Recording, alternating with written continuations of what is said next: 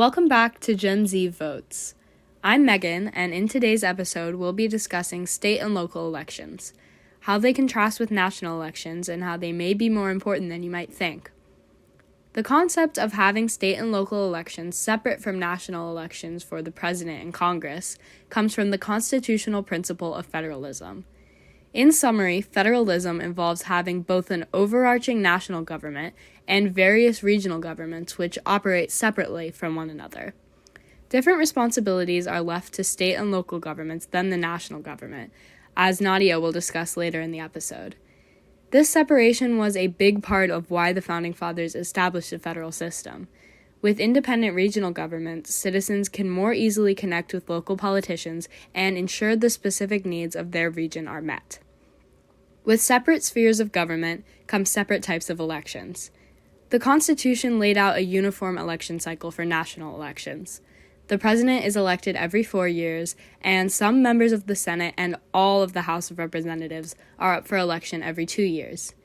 Meanwhile, though, various state and local positions, from state senators and representatives to school board members to sheriffs, are all elected in different years across the country depending on the state. This is because in the Constitution, states were given the permission to set the time, place, and manner of elections. With the exception of the Electoral College being used for presidential elections, voters across the country vote directly for all levels of government positions, with elections decided by the popular vote, or simply the majority of votes. In the early days of the U.S., citizens elected their state legislators through this process, but they did not vote for their congresspeople. Instead, the state legislators voted for Congress themselves.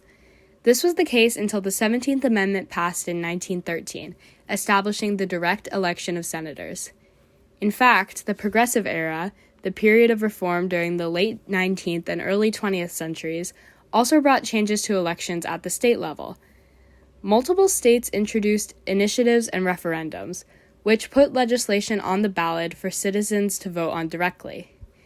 These additions brought a new, unique strength to state and local elections, allowing the voters to influence their own state and local policy. Despite these changes, state and local elections receive less coverage and attention than congressional and especially presidential elections, which has created a historic trend of less voter turnout in state and local than federal elections. In Virginia, state and local governments jointly manage the governing bodies of each county, city, and town.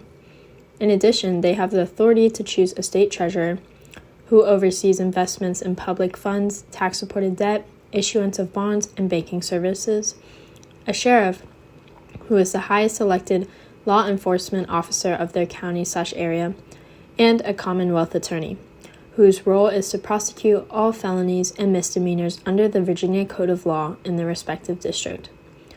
Local government has the ability to make local laws and determine tax rates and property assessments. The General Assembly has the authority to manage counties, cities, towns, and regional governments, including changing their boundaries by general or special law. Local governments develop state functions, issuing licenses for hunting, driving, and marriage, regulating commerce within the state, conducting elections, ratifying amendments, supporting the public health of the citizens, and setting laws for legal drinking and smoking ages. Also, marijuana and other drug legalization or criminalization. Create state constitution, any power not specifically given to the national government, which is recognized as a reserve power. Currently, the Virginia General Assembly is working on various legislation to get passed. In the Virginia General Assembly, there are 140 seats, 100 of those being seats in the Virginia House of Delegates and 40 seats in the Virginia State Senate. Delegates are up for election every 2 years, while Senate seats are up for election every 4 years. The Senate's last election was on November 5th of 2019 and currently has 22 Democrats, 17 Republicans, and 1 non-caucusing Republican. The House's last election was on November 2nd of 2021 and currently has 52 Republicans and 48 Democrats. In 2022, the Virginia Assembly sent 841 bills to the governor and 700 new laws went into effect in July of 2022. Some of these new laws included a ban on police ticket quotas, hazing prevention, training mandates for fraternities, and new legislation that created the Virginia Black, Indigenous, and People of Color Historic Preservation Fund, which provides grants to federally recognized Native American tribes. In comparison, the 117th Congress enacted a total of 365 laws from 2021 to 2023. It is estimated that state legislatures pass 23 times more bills than Congress does in a year, with an average of 128,145 bills passed yearly around state assemblies. State legislatures across the country simply pass more bills at a faster pace than Congress does. Though states pass more laws than Congress does, most state legislatures operate on a part-time basis with fewer amounts of representative than Congress.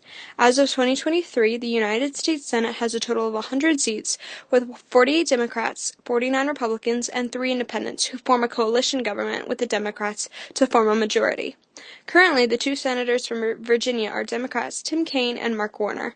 The United States House of Representatives has 435 seats, with 222 Republicans in the majority and 212 Democrats in the minority. I'm Beza, and we're signing off from League of Women Voters Fairfax. We hope you enjoyed listening to this episode of GenZ Votes. Be on the lookout for our upcoming podcast on how voter intimidation affects voter turnout and election results.